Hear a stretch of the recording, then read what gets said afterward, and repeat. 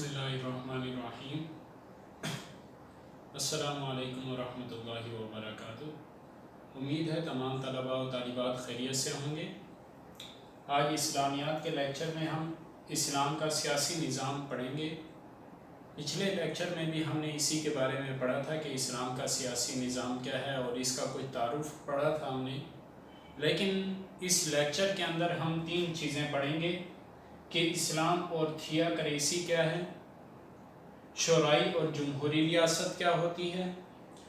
اسلام، اشتراکیت اور جمہوریت، ان میں کیا کیا فرق ہے، ہم اس کے بارے میں پڑھیں گے۔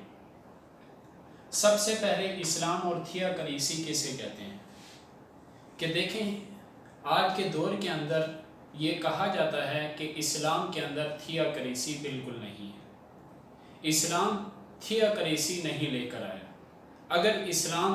تھیوکریسی لے کر آیا ہے تو ہم اس تھیوکریسی کا انکار کرتے ہیں، اس طرح کے الفاظ کہے جاتے ہیں۔ سب سے پہلے ہم سمجھ لیں کہ تھیوکریسی کا لفظی معنی کیا ہے اور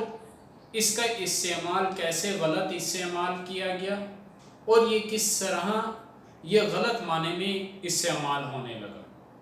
دیکھیں، تھیا جو لفظ ہے، تھیو، یہ یونانی زبان کا لفظ ہے اور یونانی زبان میں تھیو کا معنی جو ہے وہ خدا کے نام سے کیا جاتا ہے، یعنی خدا، پروردگار، اور کریسی کا معنی ہے حاکمیت۔ اب تھیوکریسی کا جو لغوی معنی ہے، لفظی معنی ہے، وہ یہ ہوتا ہے کہ خدا کی حاکمیت، یعنی اس دنیا کے اندر جو حکم چلے گا وہ بالکل اللہ تبارک و تعالیٰ کا حکم چلے گا۔ اب قرآن مجید کے اندر بھی یہ ایک آیت ہے، ان الحکم الا للہ، کہ حکم صرف اور صرف اللہ تبارک و تعالیٰ کا چلے گا۔ اور تھیوکریسی جو ہے اس کا بھی تقریباً یہی معنی بنتا ہے۔ لیکن ہوا کچھ اس طرح کہ جب یورپ کے اندر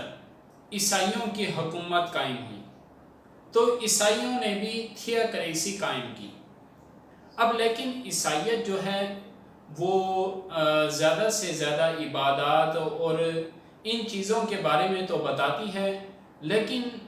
انسان کی پوری زندگی کے بارے میں اسے کچھ زیادہ اور تفصیل سے اس کی رہنمائی نہیں کرتی۔ اس وجہ سے یورپ کے اندر پوپ نے، جو عیسائیوں کے بڑے پادری ہوتے ہیں، انہوں نے ایک لوگوں کے اندر ایک عقیدہ قائم کر دیا کہ جو پادری ہوتا ہے اور جو پوپ ہوتا ہے یہ اللہ تعالیٰ کا نائب ہوتا ہے۔ اب اللہ تبارک و تعالیٰ جو دنیا میں چاہتے ہیں وہ جو حکم نافذ کرنا ہوتا ہے وہ پوپ کو بتا دیتے ہیں، پادری کو بتا دیتے ہیں، اور پادری وہ حکم لوگوں میں بتاتا ہے۔ اب جب یہ نظریہ قائم کیا گیا تو اس کے بعد اس یورپ کے اندر عیسائیت کی جو حکومت تھی اس کے ساتھ ساتھ پاپائیت بھی آ گئی، پادریوں کی حکومت ہونے لگی۔ بظاہر بادشاہ جو ہوتا تھا وہ ایک الگ حکمران ہوتا تھا اور دوسرا بادشاہ ہوتا تھا، لیکن جو فیصلہ چلتا تھا وہ پوپ کا اور پادری کا چلتا تھا، اور لوگوں کا یہ ذہن تھا کہ پوپ جو بھی فیصلہ کر رہا ہے، جو بھی حکم دے رہا ہے، وہ اپنی طرف سے نہیں کہہ رہا بلکہ اللہ تبارک و تعالیٰ کے بتائے ہوئے حکم ہمیں بتا رہا ہے۔ یہ لوگوں کی ذہنیت مان گئی، اور اسی وجہ سے پوپ جسے چاہتے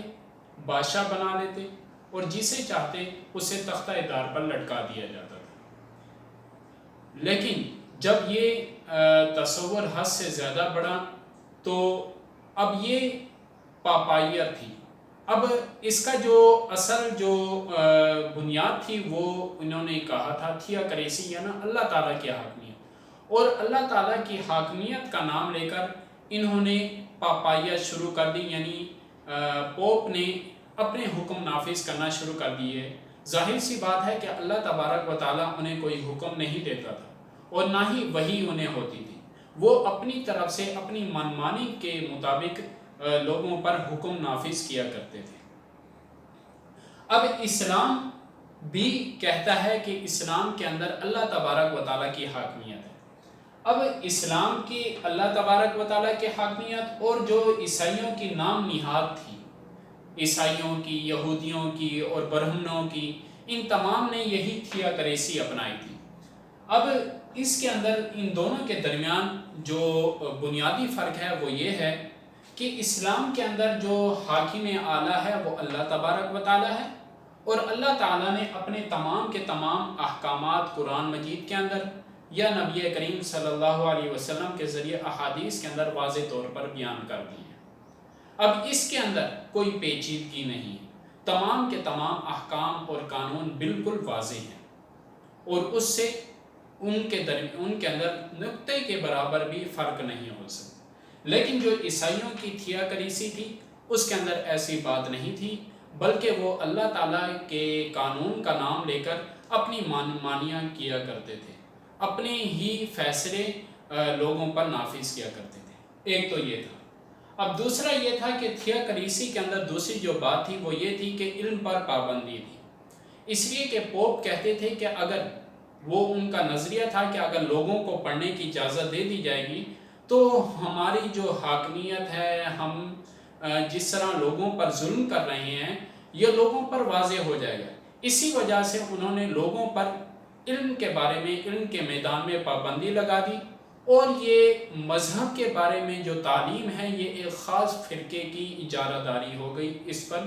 کہ خاص لوگ ہی، خاص قسم کے لوگ ہی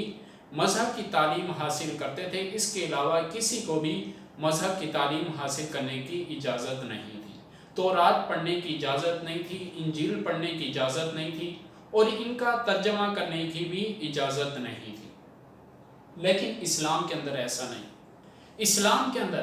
جو شخص بھی چاہے مذہب کو پڑھنا چاہے اور مذہب کی تعلیم حاصل کرنا چاہے، کسی پر کوئی پابندی نہیں، کسی پر بھی، حتیٰ کہ مشرق یعنی یورپ اور جو مشرقی ممالک ہیں جہاں اسلام پھیلا اور اسلام کی یہاں سے ابتدا ہوئی، جب سے اسلام آیا ہے اس وقت سے لے کر اب تک کسی بھی ملک کے اندر، کسی بھی علاقے میں مذہبی طور پر آج تک کسی کی بھی اجارہ داری قائم نہیں،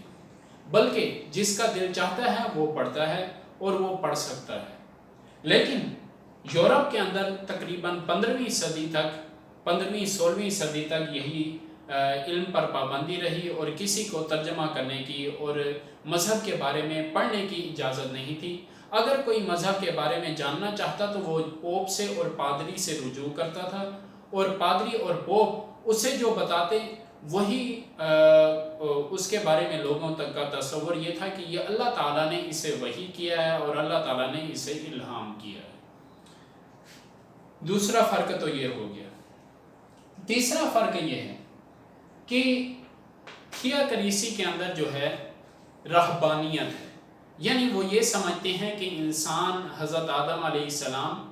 جیسے اس دنیا کے اندر آئے اور اس کے بعد جتنے بھی لوگ ہیں وہ تمام کے تمام گناہ گار ہیں۔ اب اس دنیا کے اندر جو ہم پر ظلم ہوتا ہے یا ہم پر قتل و غارت کی جاتی ہے یا چوری کی جاتی ہے یا قانون نافذ کیے جاتے ہیں، اس کی وجہ ہے وہ یہی ہے کہ ہم گناہ گار ہیں، یعنی ہم دنیا کے اندر گناہ کی سزا بھگتنے کے لیے آئے ہیں اور یہی ہم سزا بھگت رہے ہیں۔ اسی وجہ سے یہ نظریہ اس لیے پیش کیا گیا تاکہ پوپ کی حاکمیت قائم رہ سکے، اس لیے کہ کبھی وہ ظالمانہ قانون بھی نافذ کرتے تھے تو لوگ اگر کوئی آواز اٹھاتے تو یہ نظریہ سامنے کر دیتے تھے کہ دیکھو بھائی تم تو سب کے سب گناہ گار ہو، اسی وجہ سے ہمارے رب نے ہماری حالت کے پیش نظر یہ قانون ہم پر نافذ کیا ہے۔ لیکن اسلام کے اندر ایسا کچھ نہیں۔ اسلام کے اندر تمام کے تمام انسان جتنے بھی ہیں یہ اللہ تعالیٰ کے نائب اور خلیفہ ہیں۔ اس دنیا کے اندر جتنی بھی نعمتیں ہیں یہ انسان ہی کے لیے بنائی گئی ہیں، صرف انسان اللہ تبارک و تعالیٰ کے لیے بنایا گیا ہے، اور انسان حقیقت میں گناہ گار نہیں ہے پیدائش سے لے کر۔ ہاں اپنی طرف سے گناہ کرتا ہے تو کرتا ہے، ورنہ اس کے ذمے کوئی گناہ لٹکا ہوا نہیں ہے۔ یہ اسلام اور تھیاکریسی کے اندر درمیان کچھ فرق ہے۔ اس کے بعد شورائی اور جمہوری ریاست۔ اسلام جس حکومت کی بات کرتا ہے وہ آمرانہ حکومت نہیں ہے کہ یعنی اپنے ہی منمانی کی جائے اور اپنے مطابق یعنی اپنے ذہن میں اپنی نفسانی خواہشات کے مطابق قانون نافذ کر دیے جائیں، بلکہ اس کے اندر شورا قائم کی جاتی ہے، یعنی لوگوں سے مشورہ کیا جاتا ہے۔ حتیٰ کہ نبی کریم صلی اللہ علیہ وسلم جن پر اللہ تبارک و تعالیٰ کی وحی بھی نازل ہوتی تھی، لیکن اس کے باوجود حضرت ابو ہریرہ رضی اللہ تعالیٰ عنہ فرماتے ہیں کہ آپ علیہ السلام حد سے زیادہ اپنے اصحاب سے مشورہ کیا کرتے تھے، ہر بات کے اندر آپ علیہ السلام مشورہ کیا کرتے تھے۔ اور اسلام بھی اپنی حکومت کے اندر، اسلام جس حکومت کی اور جس سیاست کی بات کرتا ہے اس میں بھی اس بات کا مطالبہ کرتا ہے اور دعوت دیتا ہے اور رغبت دلاتا ہے کہ ہم اسلام کے اندر سیاست کرتے ہیں تو وہ شورائی سیاست ہوتی ہے، یعنی آمرانہ اپنی طرف سے کوئی حکم نہیں ہوتا، بلکہ مشورہ کر کے، لوگوں سے مشورہ کر کے اس کے بعد فیصلہ کیا جاتا ہے۔ اس کے بعد ہے اسلام، اشتراکیت اور جمہوریت، ان کے درمیان کیا فرق ہے؟ دیکھیں، اشتراکیت یہ رشیا اس کا علمدار تھا، رشیا کے اندر اشتراکیت وجود میں آئی، اور جمہوریت یہ یورپ کے اندر آئی، یعنی تھیوکریسی کے مقابلے میں جمہوریت آئی تھی۔ اب اسلام، اشتراکیت اور جو یورپی جمہوریت ہے ان کے درمیان کیا فرق ہے؟ دیکھیں، اشتراکیت جو ہے اس کے اندر جو حکومت ہوتی ہے وہ آمرانہ حکومت ہوتی ہے، وہ اپنی طرف سے جو بھی فیصلہ کرنا چاہے کر سکتی ہے اور لوگوں کو اس پر عمل کرنا واجب ہو جاتا ہے اور ضروری قرار پاتا ہے۔ لیکن اسلامی جو سیاست ہے اس کی آمرانہ یہ سیاست نہیں ہوتی، بلکہ شورائی سیاست ہوتی ہے کہ لوگوں سے مشورہ طلب کر کے اس کے بعد فیصلہ کیا جاتا ہے۔ اور اشتراکیت اور جمہوریت بھی، مغربی جمہوریت بھی، اب اس کے درمیان یہ دونوں جو ہیں ان کے اندر جو فیصلے کیے جاتے ہیں ان کی کوئی حد نہیں ہوتی، سیاست کی کوئی حد نہیں ہوتی، کوئی انتہا نہیں ہوتی، اگرچہ وہ اللہ تبارک و تعالیٰ کے حدود کو پامال کر دیں اور اللہ تعالیٰ کی بتائی ہوئی چیز جو حرام چیزیں ہیں ان کو حلال قرار دے دیں۔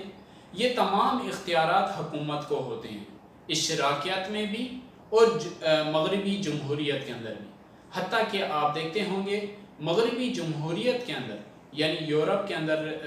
یورپ کی جو کنٹریز ہیں وہاں یہ ہے کہ جو لوگ چاہتے ہیں، چاہے وہ اللہ تعالیٰ کے نزدیک اور اللہ تعالیٰ کے ہاں وہ پسندیدہ عمل نہ ہو، ناپسندیدہ ہو، بہت ہی برا ہو، لیکن اگر تمام لوگ وہ اس پر عمل کرنا چاہتے ہیں یا اکثریت کرنا چاہتی ہے تو وہ ملک پر نافذ کر دیا جاتا ہے۔ لیکن اسلام میں ایسا نہیں ہے، اسلام کے اندر سیاست کی ایک حد ہے کہ وہ اللہ تبارک و تعالیٰ کے حکم کے ماتحت رہتی ہے، کہ اگر کوئی حکم،